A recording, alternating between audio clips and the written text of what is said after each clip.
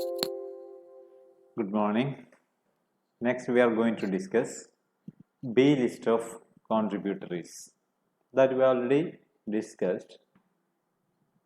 Then, who is a B list contributory?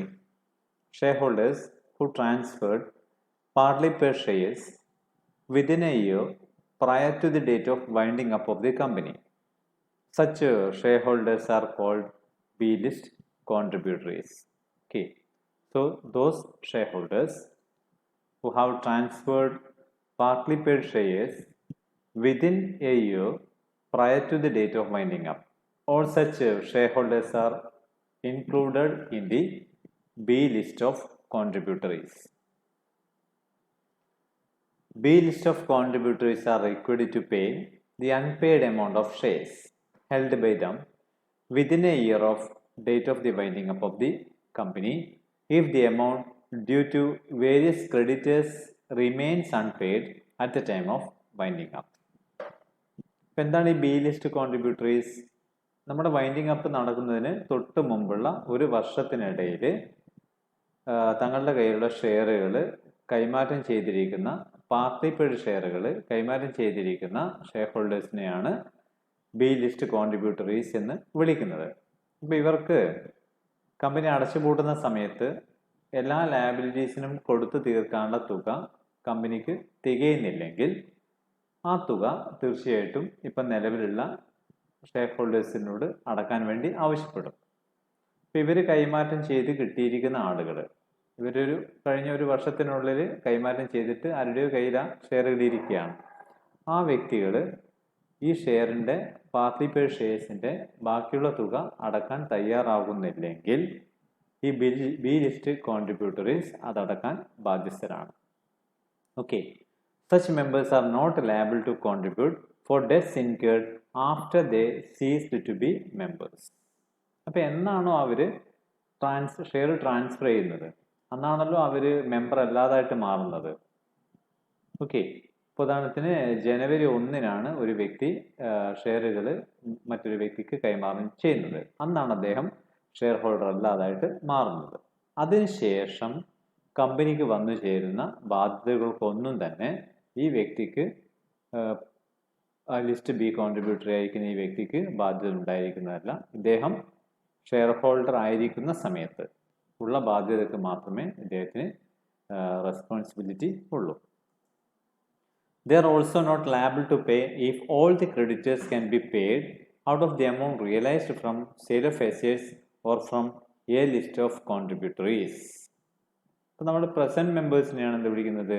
A list of contributories. Okay, suppose the amount collected from the sale of all assets or the amount collected from a list contributories sufficient to pay all the creditors, then the B list contributor, they have no liability to pay the amount. Further, they are not required to pay if the present shareholders have paid the unpaid amount of shares transferred by them. ഇപ്പോൾ ഇവർ കൈമാറ്റം ചെയ്തിരിക്കുന്ന ഷെയറുകൾ ഇപ്പോൾ ആരുടെയോ കയ്യിലിരിക്കുകയാണല്ലോ, അവരാണ് present share holders. അവരടക്കുകയാണ് ഈ party paid ഷെയർസിൻ്റെ തുക അവരടക്കാൻ തയ്യാറാവുകയാണെങ്കിൽ ഒരിക്കലും ബി ലിസ്റ്റ് കോൺട്രിബ്യൂട്ടറിക്ക് ബാധ്യത ഉണ്ടായിരിക്കില്ല. അപ്പോൾ എ എന്ന് പറയുന്ന ഒരു വ്യക്തി ബി എന്നൊരു പറയുന്ന വ്യക്തിക്കാണ് ഷെയറുകൾ കൈമാറ്റം ചെയ്തിരിക്കുന്നത്. ഇപ്പോൾ ബിയുടെ കയ്യിലാണ് ഷെയർ ഉള്ളത്.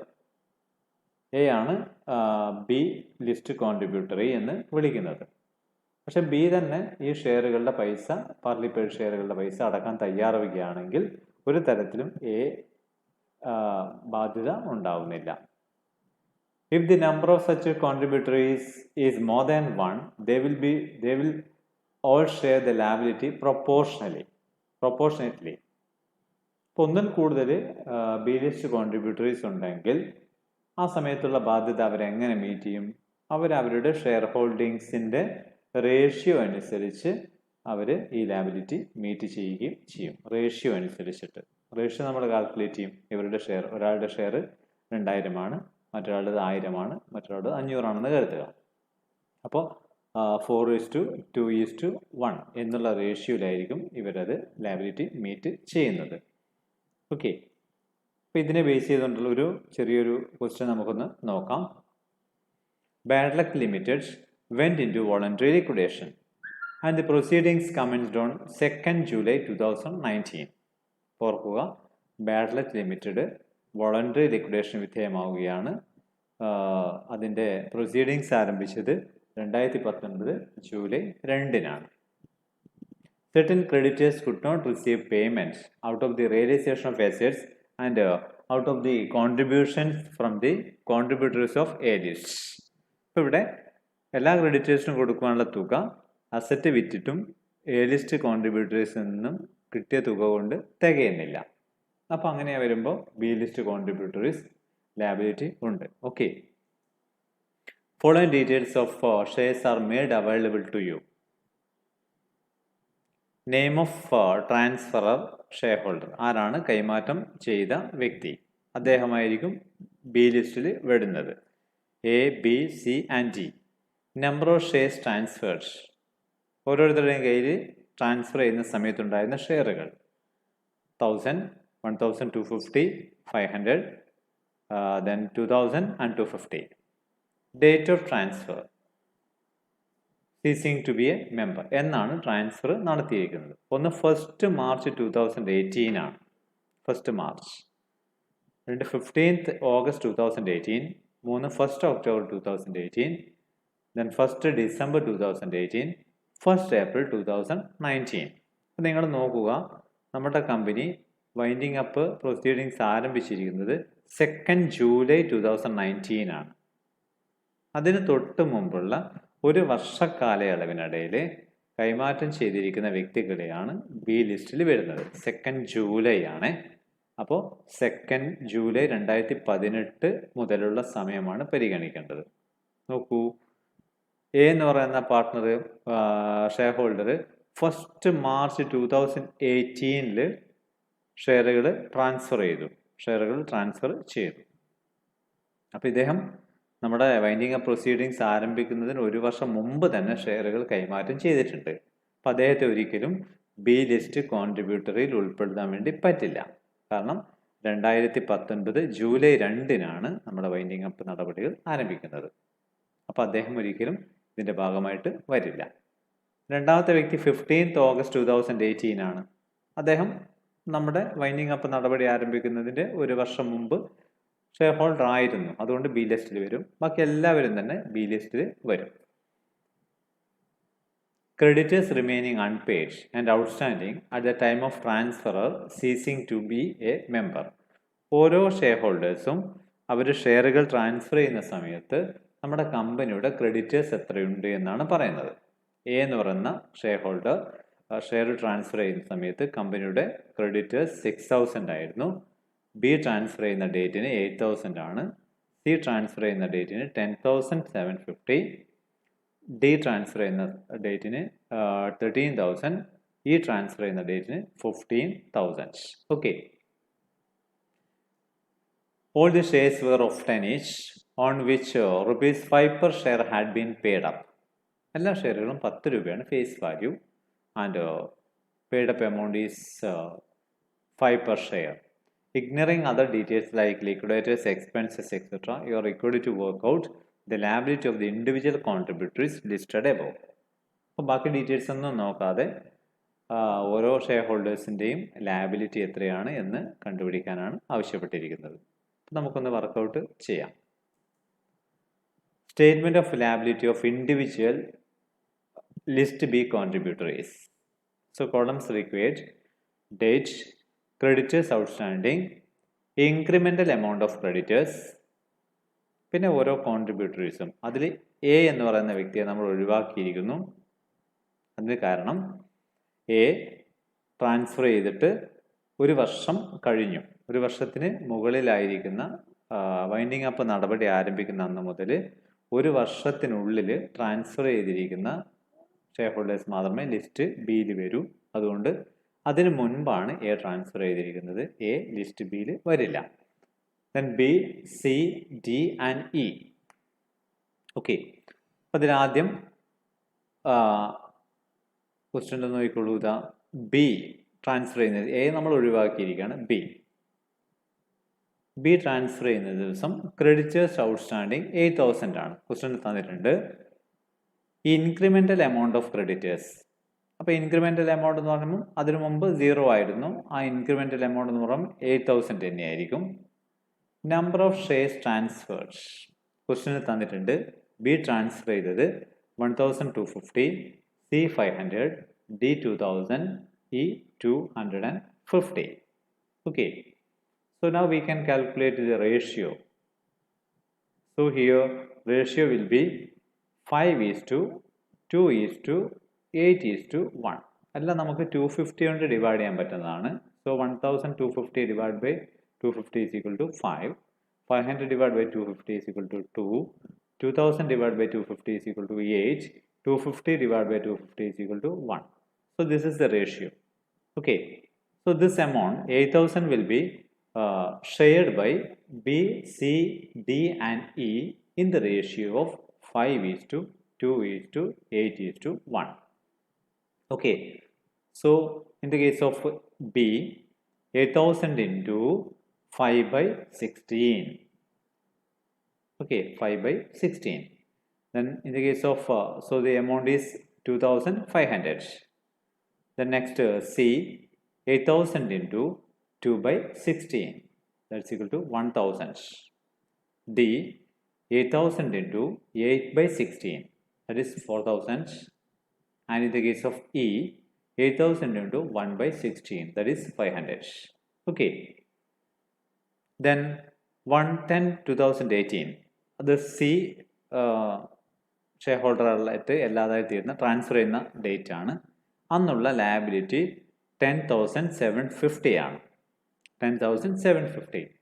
അതിൽ 8,000 കഴിഞ്ഞ ആൾ ട്രാൻസ്ഫർ ചെയ്യുന്ന സമയത്തുള്ളത് തന്നെയാണ്. അപ്പോൾ അതും കഴിച്ച് ബാക്കി ഇൻക്രിമെൻ്റൽ. എങ്ങനെ ഇൻക്രിമെൻ്റൽ കിട്ടുക? 10,750യിൽ 8,000 ഓൾറെഡി ഉള്ളതാണ്. അതിവിടെ ഡിവൈഡ് ചെയ്ത് കഴിഞ്ഞു. അത് കഴിച്ച് അഡീഷണൽ ആയിട്ട് വന്നിരിക്കുന്നത് 10,750 minus 8,000. That's equal to 2,750. Okay, 2,750. പിന്നെ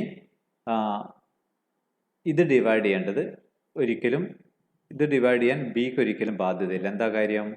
അത് എന്നുള്ള ലയബിലിറ്റിയാണ്? 1/10/18. 1/10/18. ബി എപ്പോഴും ഷെയർ ഹോൾഡറായിട്ട് അല്ലാതായിട്ട് മാറിയിട്ടുണ്ട് 15/8. 15/8. അതിനുശേഷം വരുന്ന ബാധ്യതകൾക്കൊന്നും തന്നെ ബിക്ക് ഒരു ഉത്തരവാദിത്വം ഉണ്ടായിരിക്കുന്നതല്ല. നമ്മൾ തിയറിയിൽ പഠിച്ചു, എന്നാണോ ഒരു ഷെയർ ഹോൾഡറായിട്ട് അല്ലാതായിട്ട് മാറുന്നത്, അതായത് ട്രാൻസ്ഫർ ചെയ്യുന്നത്, അതിനുശേഷം വരുന്ന ബാധ്യതകൾക്കൊന്നും അദ്ദേഹത്തിന് യാതൊരു ഉത്തരവാദിത്വം ഉണ്ടായിരിക്കുന്നതല്ല. അപ്പോൾ ഈ 2,750 രൂപ ആരൊക്കെ ഡിവൈഡ് ചെയ്യണം? C, D and E. അപ്പോൾ അവരുടെ റേഷ്യോ നമുക്ക് എങ്ങനെ കാണാം? ഇത് അവരുടെ share holding 500, 2,000 and 250. Okay, 500, 2,000 and 250. Ratio will be like this, 2:8:1. Okay, so divide the amount. 2,750 into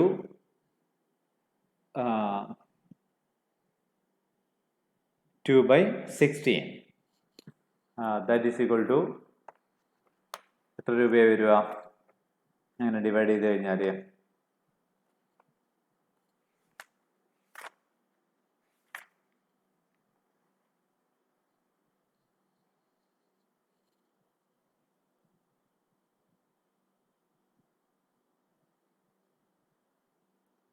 okay, ഇപ്പോൾ കിട്ടുന്ന എമൗണ്ട് അവിടെ എഴുതുക. പിന്നെ അതിനുശേഷം 2,750 ആണ്. പിന്നെ അതിനുശേഷം 1/12/2018 13,000 രൂപയാണ്. ആ 13,000 രൂപ ഇൻക്രിമെൻ്റൽ എന്ന് പറയുന്നത് ഇതാ 10,750 കഴിഞ്ഞതുവരെ ഉള്ളതാണ്. ഇപ്പോൾ 13,000 അപ്പോൾ 13,000 മൈനസ് 10,750, 2,250 രൂപ. ഓക്കെ, അത് ഡിവൈഡ് ചെയ്യേണ്ടത് ആരൊക്കെയാണ്? ഈ ഡിയും ഇയുമാണ്. അവരുടെ റേഷ്യോ 8:1 ആണ്. അതിനുശേഷം 1/4/19 15,000 രൂപയുണ്ട്. 15,000 രൂപയിൽ 13,000 ഓൾറെഡി ഉള്ളതാണ്. അപ്പോൾ 13,000 കഴിച്ചാൽ 15,000 13,000 കഴിച്ചാൽ ബാക്കി 2,000 രൂപയുണ്ട്. അത് ആര് മാത്രമായിട്ട് ഷെയർ ചെയ്യണം? നമ്മുടെ ഈ മാത്രമായിട്ട് ഷെയർ ചെയ്യണം. അത് 2,000 രൂപയാണ്. ഓക്കെ, ഓർക്കുക. പിന്നെ ഈ കേസിൽ 2,750 രൂപ ഡിവൈഡ് ചെയ്യേണ്ടത് 2/11 അല്ലേ, 10-11 അല്ലേ, 2/11. അത് ഡിവൈഡ് ചെയ്ത് കഴിഞ്ഞാൽ എനിക്ക് തോന്നുന്നു 500 ആണ് വരുന്നത്. പിന്നെ ഈ കേസിൽ ഡിയുടെ കേസിൽ 8/11 ദാറ്റ് ഇസ് 2,000. ഇവിടെ 1/11 ദാറ്റ് ഇസ് ഈക്വൽ ടു 250.